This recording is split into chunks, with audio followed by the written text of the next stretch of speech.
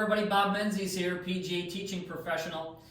I hope you're healthy and safe. We've all been inside a long time now, but as part of my Flatten Your Downswing series, I figured let's use a few items that we've got laying around the house. We want to engage the lower body to help flatten your downswing. But first, I want you to see this. Typically, when you see the best players in the world, as they swing back, they're swinging their club head along the bottom line, the shaft plane. And then from there, as they get set to the top, their hands are typically on the shoulder plane, or very, very close to it.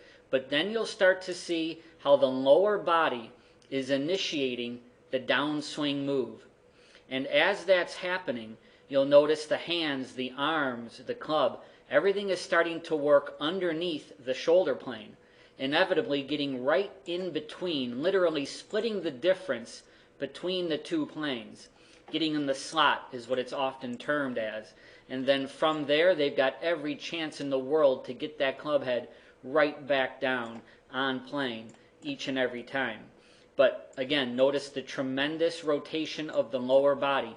The hips were starting and initiating the downswing, which in conjunction with getting the club back on plane is creating a tremendous amount of power and speed. Students will ask all the time, so how do I flatten my downswing? Lots of good ways to do that. Actually, take a look at some of my previous YouTube videos. I've got a lot of good tips there. First thing, grab a hockey stick, and then if you have a teaching rod, go ahead and place that in between your belt loops.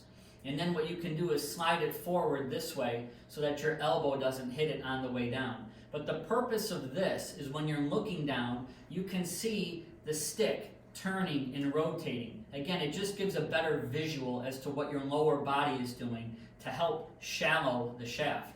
So when you see the professionals with a slap shot, the first move, the lower body is turning and starting that initial downswing move.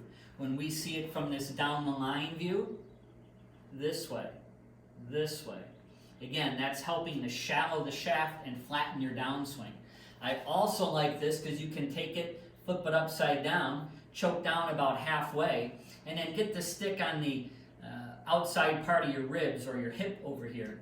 And then from there, as you swing up to the top, if you happen to get over the top and get steep this way, you'll see, boom, you're going to drive the blade right into your kneecap. To see it from the down the line view, if we got steep this way, boom, right into my kneecap, and notice very little, if no, hip turn. So this is another great way to help flatten your downswing. Now go ahead and grab your tennis racket, because odds are you've got great lower body turn and rotation as you're flattening your racket downswing as you're approaching impact. To see it from this view here, the ball is coming in this direction here. The lower body starts to turn and unwind, and that's allowing for the racket to flatten. Now let's grab your baseball bat. Unfortunately, I don't have a baseball bat here, but I'm using this tube to simulate the bat. But when you see those major league players hitting a home run, they absolutely have the lower body starting the downswing. And again, that is helping to flatten the bat, flatten the shaft as they approach impact. Now go ahead and grab a golf ball or a tennis ball or a baseball and simply throw it. Because when you do that, you'll start to see the lower body unwinds. Just like a major league pitcher, when he goes to throw that baseball, you can totally see the lower body initiating that throwing motion. Now go ahead and grab your Frisbee. We've all thrown a Frisbee, and when we've done it, we've all had tremendous lower body rotation.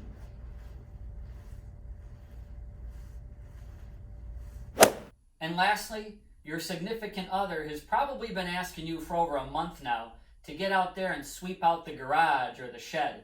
Well, now let's do it the right way by flattening your downswing and getting the lower body to turn and rotate. What I've done is I've placed a teaching rod right along one of the lines in the floor here.